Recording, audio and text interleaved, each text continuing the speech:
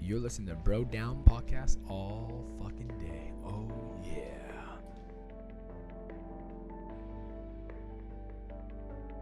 Hey, everybody. Welcome back to the Bro Down Podcast. I'm Tim Fulton. I'm Andy Smith. This is What Do You Got? What do you have? What you got? All right, explain what do you got to the folks at home. So, What Do You Got is every week we come up with various topics. The other person doesn't know what that topic is, and we take turns revealing it to each other, and we bullshit about it for 5-10 minutes or however long we feel like. Yes, sir. This was Andy's topic, so sorry, everybody. And today we will be talking about TV and video game evolution. I actually really like this one because I am a giant nerd. Dude. So explain yourself. Okay. So, I had a conversation with one of my other buddies about... I didn't know you had other friends. Yeah, I do. I have one or two. Okay? Don't worry about it. Don't worry about it, bro. Okay, so we were talking about how our generation, people that are within like, I'd say 5 to 8 years of us, probably more like 5. Plus or minus. Plus or minus.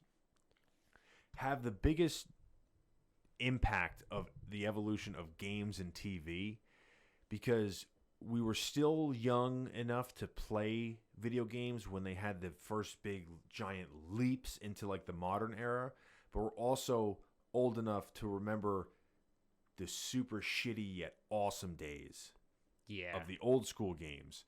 And it's the same thing with TV. Okay? Which one you want to start first? Let's do video games because I could probably talk about that one substantially. Okay. The TV one's going to surprise you. Okay. So, all right, video games. What's the first console you remember playing?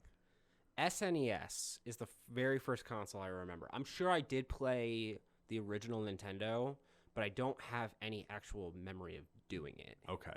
But SNES was definitely, I mean, it was more advanced than the original Nintendo, but that was some 2D side-scroller. Which one was SNES? Super Nintendo.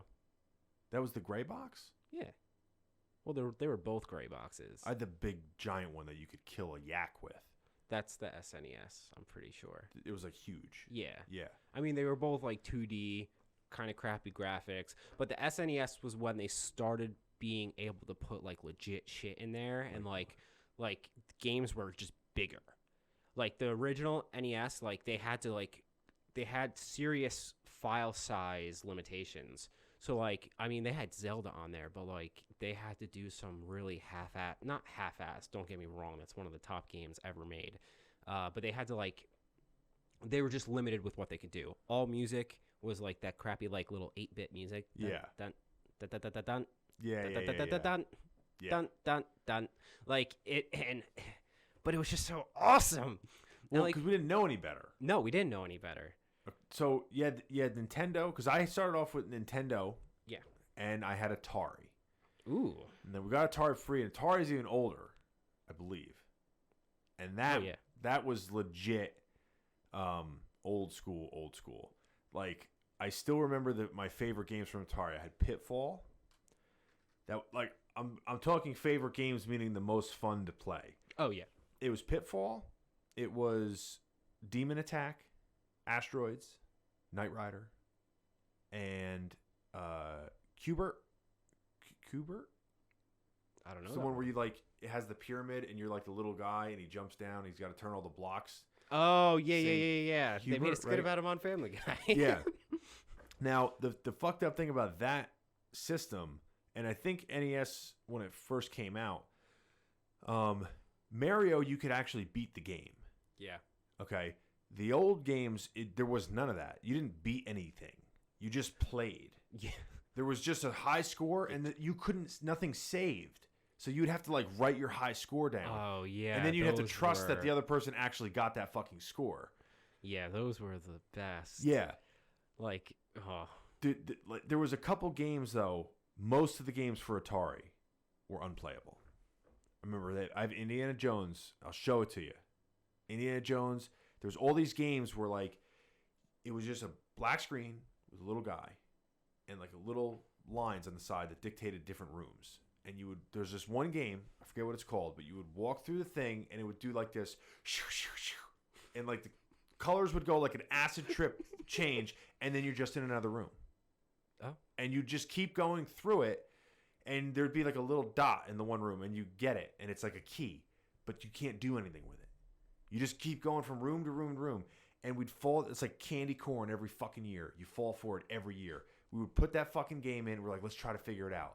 And after like 25 minutes, just going from room to room to room, we're like, we have no fucking idea what is going on here. And you have to switch it. Do you remember the Dreamcast? Dreamcast. Do you remember the Aladdin game for Dreamcast? I remember the Aladdin game for Sega Genesis. Oh, maybe that's what I'm thinking of. Sega Genesis. That's one of the best games they ever made. They're remaking it for the Switch, and it's coming out. What's the Switch? It's the new Nintendo thing. It's the latest Nintendo thing. Get yourself a Switch. Like son. a Wii?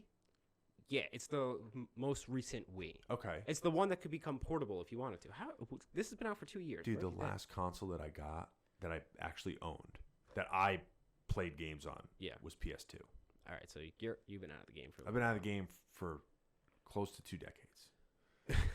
So I just saw that they're coming out with this game again, and my immediate thought was, I can't wait to play. I'm going to need therapy after that stupid carpet ride scene, Dude, because it's impossible. That was one of the games that we talked about. Was Yeah. Aladdin, because it was with Shane. I was talking about it with Aladdin, and we're talking about that fucking carpet ride and how shit just kept getting faster and faster and faster, and you'd have to memorize the ups and downs. There was no reaction time. You just had to memorize it. And you'd be playing with your brother or whatever, and he'd be like, all right, it's up, down, up, down, up. And you'd be like, all right, stay up, stay up, stay up. And then you'd fucking hit it, and then you start fighting. It would start the worst fights. Oh my god! So then they had that. Remember Alien Attack? I don't remember that Oh, one. that was my favorite game. You could be a chick with a flamethrower, a jack dude with a 80s haircut and a laser gun, or a robot with a laser whip. That's badass. Yeah, and it was you just fought aliens the whole time. See, I don't remember games that far back, but I do remember certain games that Echo the Dolphin. Oh, I remember that game. Impossible game. Castlevania. That's Shane's favorite game. SNES. Impossible. Not impossible. No, it's impossible. I remember I could beat it thanks to cheat codes, which I don't know if that you wasn't know. a thing for a while. The flute thing was the first cheat codes I knew of. Yeah, I mean, I definitely knew the cheat codes for that, but I don't this was early 90s. Yeah. Where did we get them from? Dude, Did we used to just sell start cheat code books? Yeah. They used to sell those fucking books. We used to have to buy the updated one and have all the cheat codes and the what do they call it? Like the appendix or something? No. Like the play-by-play guide. Uh-huh. It was considered Like a guidebook? guidebook. Yeah. You'd have to buy an entire novel to get through some of those video games because you didn't know what to do. You didn't know what to It'd have do. like pictures and like you got to jump here, wait 3 seconds, and you jump there and you get the magic sword, and you know like all that shit. Because that's the only way you figured stuff out back then. Like, Yeah, it was an investment. Oh my god, it was an investment. Parents Yeah. just did not understand. Yeah, Echo the Dolphin was a fucking game where something happens in the beginning of the game and all the sea life. It was the guy must have been high as fuck when he made this game. All the sea life gets removed from the sea, right? And you're a dolphin, and for whatever reason, you stayed in the sea. So your job, I guess, is to find out what's going wrong, and you have like a sonar that you can like stun things with. As you're saying this, I'm remembering And it. you had to jump over these things, and I would always get to the same spot. You had to go down, and there was a killer whale trapped in a cave, and he would talk to you, and it would like come as a readout, and he'd be like, "You got to go through the magic cave with the whatever sea urchin," and you'd have to like push these things and like cover up bubble holes. But the problem is if you pushed it off the wrong ledge, it didn't say like, "Oh, game over." You just played for 2 hours before you figured out that you couldn't fucking do that. The same exact thing. There's a game for the PC from the early 90s, Ultima 8. Oh, I know that name. It was, it's the most complicated game in the world. Okay. It's like, it has one of the biggest stories for the time, like complicated. There's a part, you're in a dungeon, and there's a switch that 50% of the time it breaks. Okay. And they don't tell you that means you lose. Oh, yeah. You just have to, so like you spend hours Trying to figure out walking what's going around on. saying, how do I fix this? What do I do? When the answer is you have to load up your game and pray that it doesn't break now. And this is, but like once you do figure it out, you're just like, oh. Yeah. This is fucking amazing. But that's what it was back then. Fuck you, They Ultimate didn't 8. have all the kinks figured out with the feedback. Yeah. It's like, how are people gonna know this if it happens? Or how are people gonna, like Doom 2, Hell on Earth for the computer, one of the best games ever made. But there were certain things where it's like, oh, you fell here, like you can't lose now, like you lose. You just can't get out. You just can't get out. So then they had the Sega Genesis, and then N64 came out. And N64 was like the first one that like changed the whole. That was game. it. That was the game changer. That was like in that generation. That was the big game changer. Yeah.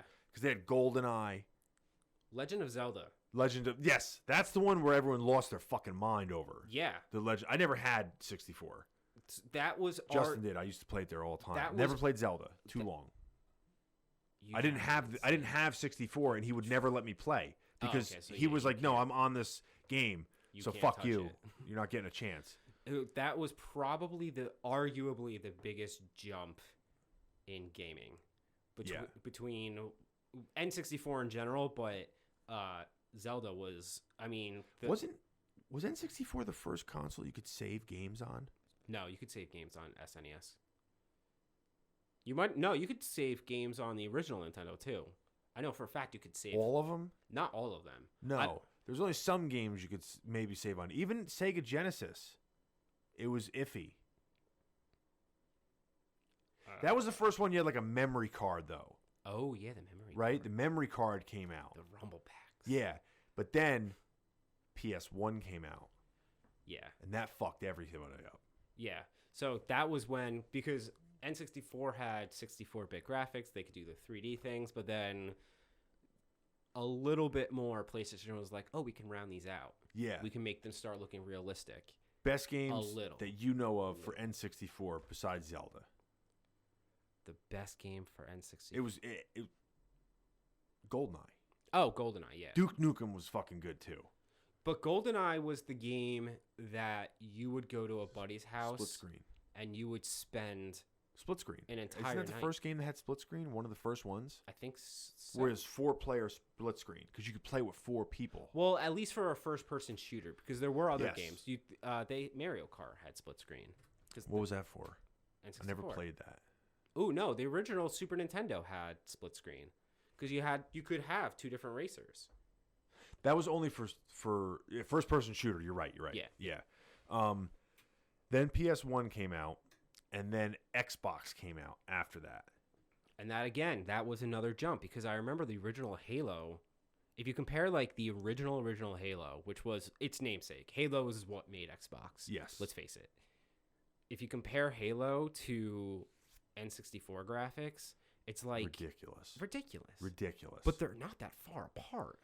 It's No. like once they figured out, oh, we can do stuff in 3D, it was like every 10 days they were like, oh, we can do it better. I also think better. what was a big issue with them was the memory. The memory Yeah. and the computing power. Once they had those tools, a lot of their problems went away. Yeah. Totally making all this up.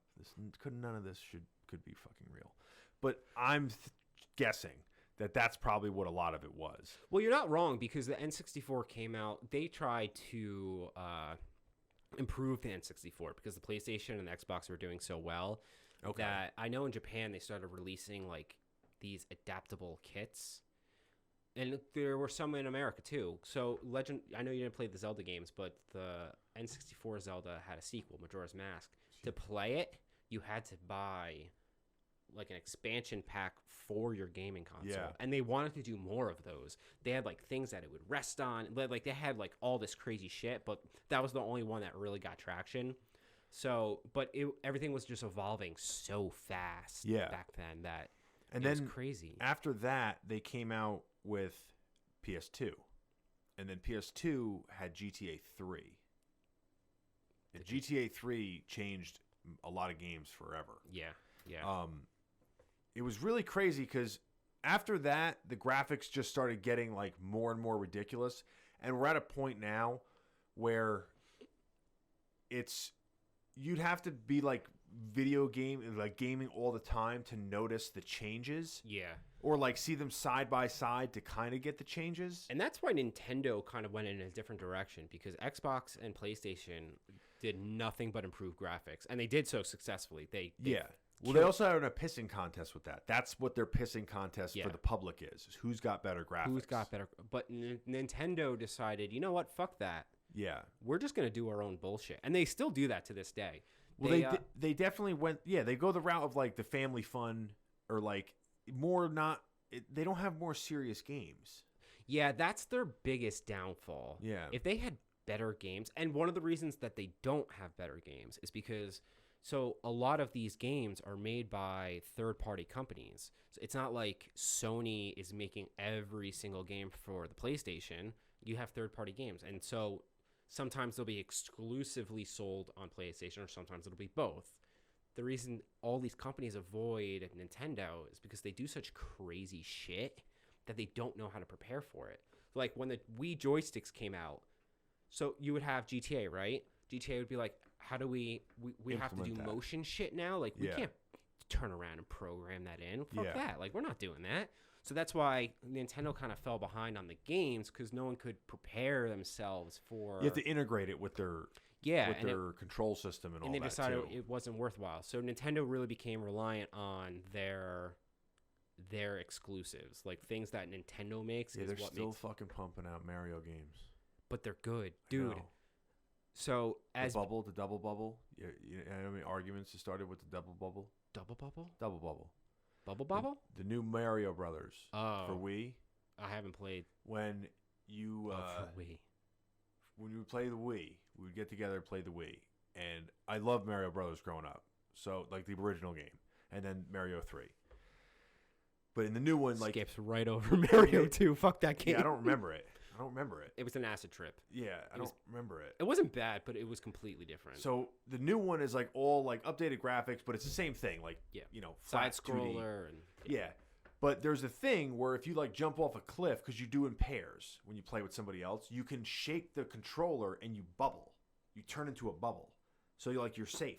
And then you just kind of float around the screen until your partner jumps into you, and then you pop, and then you're back down.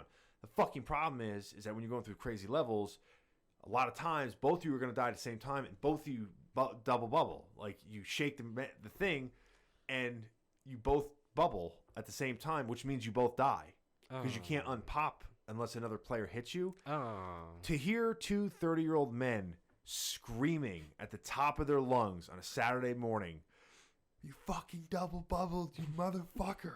Again. Stop double bubbling, you fuck." Which is stupid because you both double bubbled. I know, but it would be like, why did you double bubble? I don't fucking know. I got nervous. All right, the snake man was coming after me, or the bullet. Yeah, The snake man. but so then they had the graphic. But my point with the evolution thing is that today, when kids grow up, I'm sure there's going to be leaps and stuff like that. But we were there for kind of the beginning of video games. Yeah, 100%. And we got to say, like, oh, we played this fucking 2-bit whatever, and we saw it go from one to the next and, like, marveled at, like, went from Atari and NES to San Andreas and Modern Warfare 9 or whatever they're on. And when you do that, you have, like, a different appreciation for the game. Because if you try to give a kid who's 10 years old, you know, fucking Mario or whatever, they're like, what is this bullshit? They did that, I want to say recently, but it was probably like 5 years ago. Okay. They gave kids the original Mario, and they're like, this is kind of cool, but it's too hard. Oh, that's save points and checkpoints. Fuck you, dude. All that's gone. You go back far enough, you're on your own. You You're get on your 3 own. lives for the whole game. 3 lives. Good luck. Yeah, good luck, sir. Yeah, that's when shit was So, real. I do have to say, graphically, for the most part, obviously, video games have gotten extensively better. I do consider myself a gamer, but I'm one of those weird people. I don't like playing with other people. Like, other people, like friends, yes, locally, but like, I can't do the online games. Overwatch might be my one exception. sometimes. But I what don't, games do you like? That's a big see, difference. now I like RPGs. So, but for a while, I thought That's role-playing games for everyone out there who has a life. I thought for a while I don't want to say growing up, but I thought I was hitting like a weird stint with video games because like you remember when you were a kid and you got to an awesome thing in a video game and you just have like this like awe, like this memory where like you're just watching and you're like it's almost like a movie. You're just like this is the coolest thing ever. Yeah. Like you just have like a Because you're immersed in the story, you have an imagination. Yes, it's Your awesome. life hasn't been beaten down from work. Exactly. You're not emotionally destroyed. Yeah. So it had been a long time since I've had that, and like I just had a long time that I wasn't enjoying video games like I used to, and I was like, maybe I'm just like growing up and like the magic is gone a little bit, which is kind of sad, but a fact of life. And I decided, no, that's not it, because I played the newest Zelda like a year ago, and spoiler alerts, and there's a spot where you find the Master Sword. I'm getting super nerdy now. Where you find the Master Sword, and it's like this epic moment, and I had that like euphoria, like, oh my god, this is so fucking. You had a cloak on. I don't even judge. So I think I own a cloak. Halloween. Don't tell So, people that. but like I had the euphoria moment, and the Switch, playing Zelda and playing their newest Mario was some of the most fun I've had playing video games in probably 5 years. Part of that's nostalgia, though. But they're new games. Yeah, no, but I'm saying that part of that is because you had a childhood with those video games. Yeah, I could definitely see that being part of it, but all the other video games out there can suck their dicks. 'Cause those are the best. I remember playing PS2, and I remember that because I get like OCD, not OCD. What's the obsessed? I get obsessed with things very easily, and I would buy a game, and I would sit down the day I opened it, and I would have to beat it in one sitting. I would not get up until I beat the game. And Something wrong with you, child. yeah, I know, but it was one of those like competition type things where I'm like, no, I need to beat it, and you don't have responsibilities when you're 12. Yeah. So I just remember playing the games, and it would be like, you spend all your money on a game for like $50, and you beat it in 9 hours, 10 hours, and then you just got to play the same game over it, because that's when campaigns were still a thing. Because if you remember, online play didn't fucking exist back then. No, online. You had to buy a special kit for the back of the PS2. Yeah, same thing with the Xbox, and you had to get like I don't Dial up. It was all dial It up. was all dial up. Yeah, and it was super shitty. Laggy I never had as it. Hell. Yeah. So And I remember the first. Sorry to interrupt. No. You, but we used to be huge into Halo, and we would yeah, play locally. LAN parties. LAN parties, and then we've. You know what LAN parties are? That's when a bunch of fucking idiots and losers get together, and they have their computers set up on a local network, and they all play with people that are in like within throwing baseball distance. Yeah, we would have 8 people. What? Not. Fuck. What is that? Halo. Well, Halo 2, but I remember That was the best one. That was the best LAN game that you could play. Quake. No. Quake. Quake. Quake was another one. Quake was another one. Doom. But all these games, you would have 8 people sitting in the same room, not talking to each other. Everyone would be often like, Yeah. and like hoarding their screens. It was awesome. But I remember we would play the first time we heard about Xbox Live. We're like, oh, this is cool. We can play with people like over whatever. And we hooked ourselves up, and we're like, that's when we realized we had house rules that other people didn't. Yeah. And we were like, oh, no, that's not okay. And like we would, it was like a learning experience. We took ourselves off Xbox Live. Yeah. Well, it was Refused to play. we had different rules. It was that weird moment as like a child where you'd almost like be like two gunslingers. Yeah. Like, what do you mean you're using a health potion? There's no health potions in here.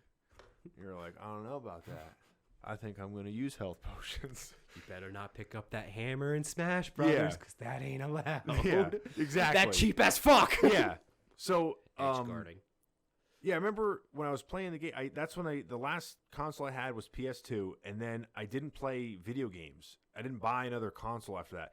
But when I would go over to my friends' houses, I would like to play the first-person shooters with the split screen or the campaign mode or online, but only because I was in the same room as them. Yeah. And waiting for your fucking turn, I don't care, makes the thing exciting.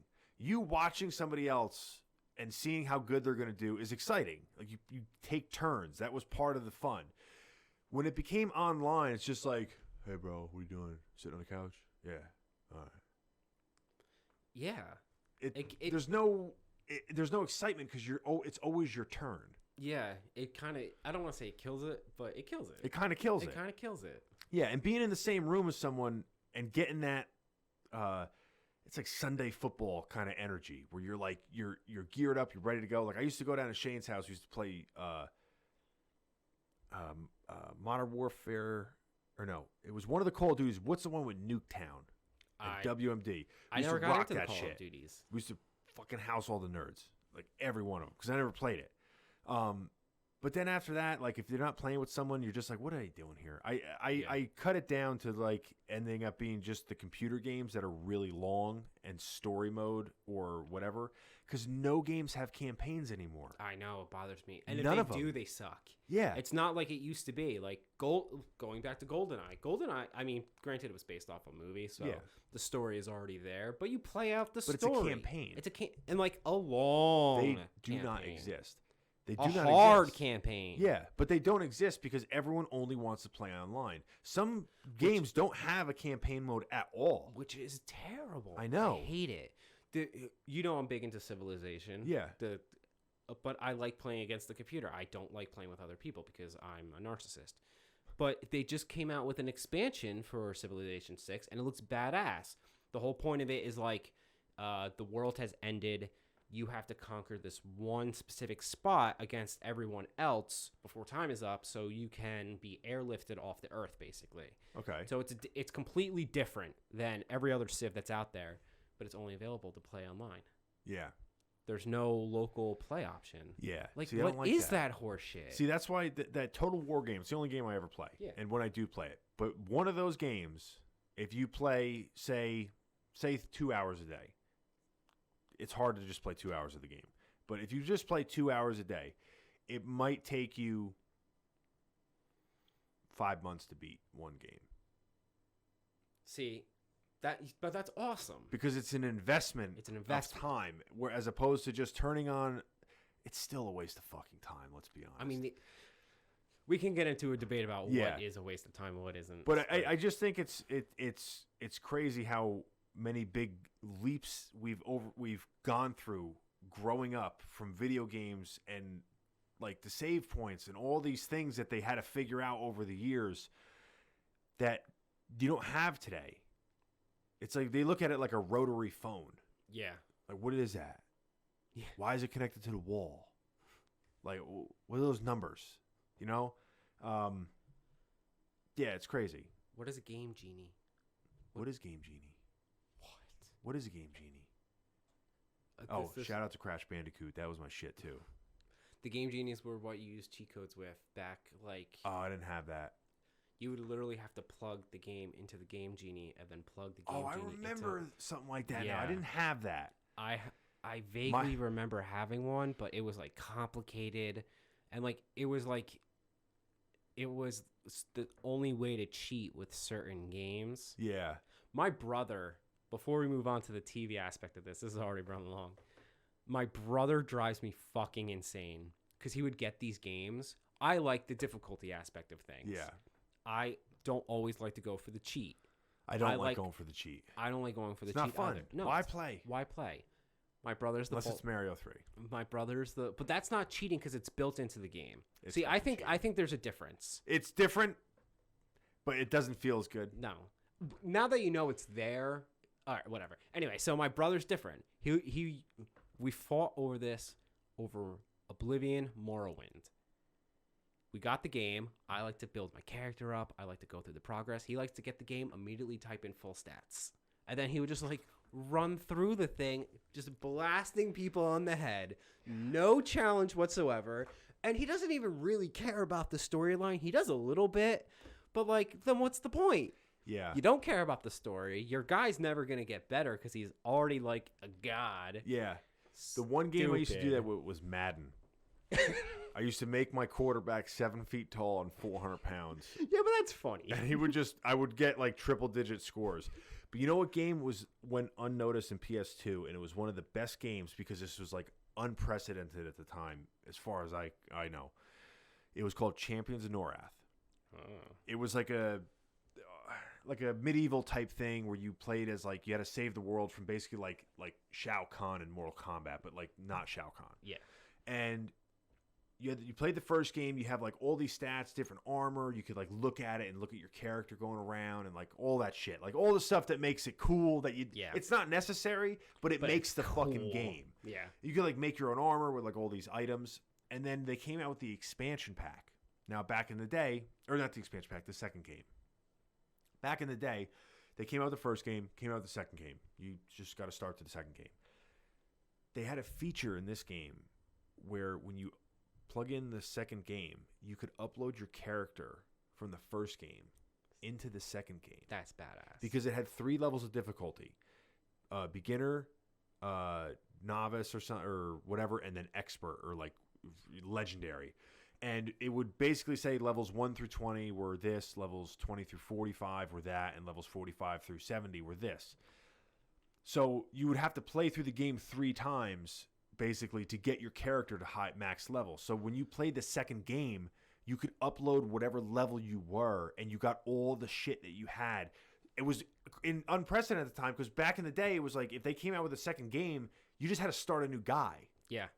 It was so cool. I just remember thinking that was so fucking cool. That reminds me of the other Castlevania for the 64, and they're not the only game that ever did this, but they had 3 levels of difficulty too. I'm pretty sure they had easy, medium, and hard. And you would play through the game on easy or medium, and you would get to a certain point, and they'd be like, great, now try again on hard. They wouldn't let you pass through like a certain door or something unless you played on hard. Yeah. So you would play this game, and like they never told you about it. And it wasn't early on. Just pissing in your Cheerios. Just pissing in your Cheerios. You would play this game for fucking 20 hours, get to a point, they'd be like, all right, now do it again. Yeah. Harder. Yeah. And you just be like, mother. Yeah, motherfucker is right. Yeah. Why do you do this? Yeah. Why? But it was awesome. Yeah, the old school games, Right. it's hard to fuck with games that you can't, that are very hard that you can't save. Because it's all in the moment. It's all in the moment. It's all in the moment. Yeah, we're really hyping that up. Yeah. Yeah. Why don't we go to a commercial break and we'll come back and do the TV spot? We'll be right back after this. And for you other people out there, this will be another video or another podcast. Yeah, we'll just do another video. Okay. Peace out or see you in a bit.